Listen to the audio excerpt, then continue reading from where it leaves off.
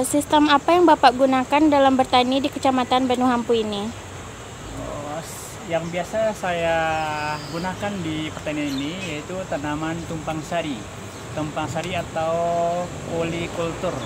Jadi satu kali musim tanam itu meliputi 2 atau 3 macam tanaman selain dari tanaman pokok. Misalnya tanaman pokoknya cabai akan ditumpang sari dengan daun bawang, salada, atau seledri, atau kol, atau sayur-sayuran yang lain.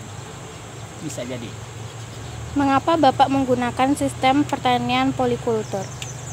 Karena sistem polikultur ini menghemat biaya.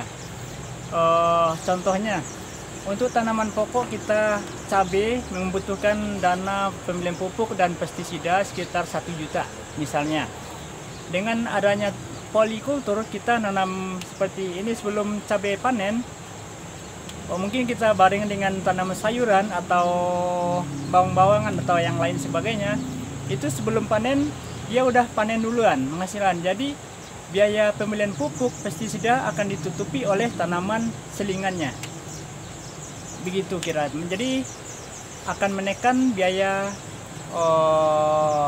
tanam. Sudah berapa lama Bapak menggunakan sistem pertanian polikultur dan rotasi tanaman di Kecamatan Banuhampu ini?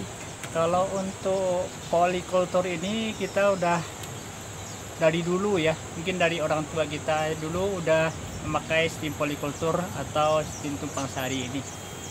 Kalau untuk rotasi tanaman biasanya kita setelah 3 kali atau 4 kali menanam sayur itu akan dibarengi dengan 1 kali tanaman padi, yaitu tujuannya untuk memperbaiki struktur tanah yang selama ini kalau kita tanam sayuran terus berulang-ulang maka tanah itu akan gembur,